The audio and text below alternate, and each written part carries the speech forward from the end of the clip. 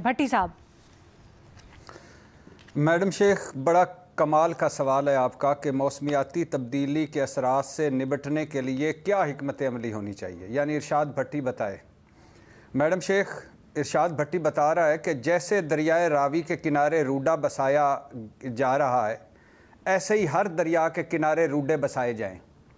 जैसे दरियाए रावी के किनारे वफाकी वज़ीर की हाउसिंग सोसाइटी बनवाई गई है, ऐसे ही हर दरिया के किनारे वफाकी वज़ीरों को कहा जाए कि वो अपनी अपनी हाउसिंग सोसाइटीज़ बनाएं।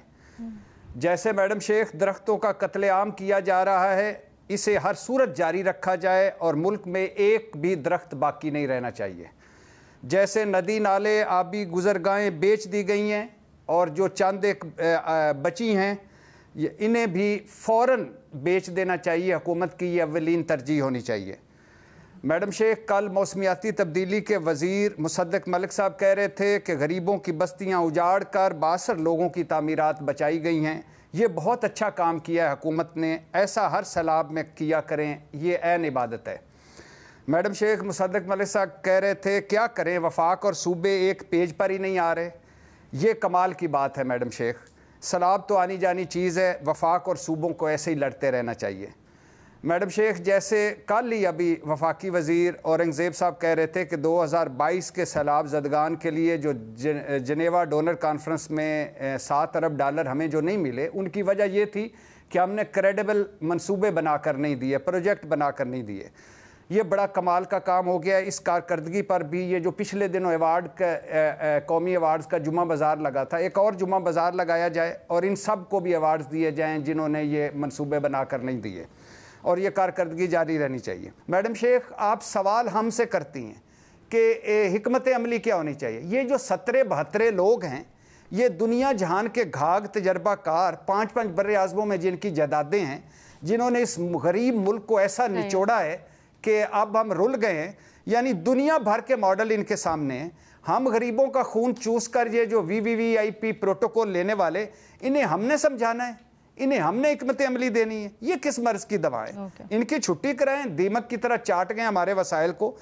मैडम शेख, इन्हें नहीं पता भारत पानी छोड़ सकता है, इन्हें नहीं पता कि ग्लेशियर्स गैर मामूली तौर पर पिघल रहे हैं, जंगलात कट रहे हैं, आप भी गुजर गए, नदी नाले बेच दिए गए हैं। इन्हें नहीं पता क्या करना है। सब पता है, लेकिन चूंकि ऊपर वाला सारा दिमाग खाली है, कोई विजन नहीं, कोई हिकमत अमली नहीं।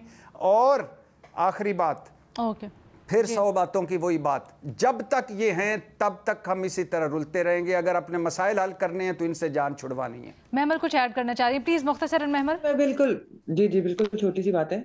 ये जो यहाँ पर बात हो रही रूडा जो है वो बिल्कुल एक लाहौर का बहुत बड़ा मसला है, क्योंकि आप देखें कि हर हुकूमत उसको डिफेंड कर रही है जब से यानी कि रूडा शुरू है। दूसरी चीज है, भट्टी साहब पूछ रहे हैं कि वफाकी वजीर जो है और बना ले। बिल्कुल, वफाकी वजीरों ने, और बल्कि जो अशराफिया है या इस तरह का जो माफियाज है, उन्होंने सारे सूबों में बनाई हुई है। ये लाहौर की खाली बात नहीं कि एक वफाकी वजीर ने कोई चीज कर ली है।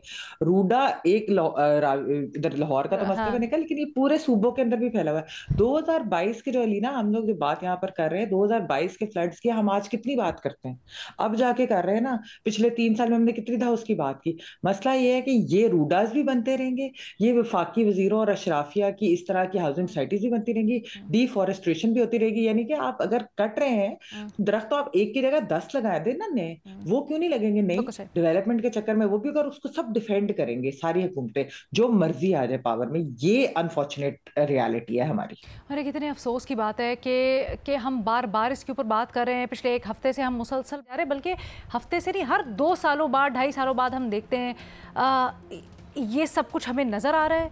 फिर भी इसके लिए जो सीरियसनेस है वो कहाँ है, वो हमें नज़र नहीं आ रही है।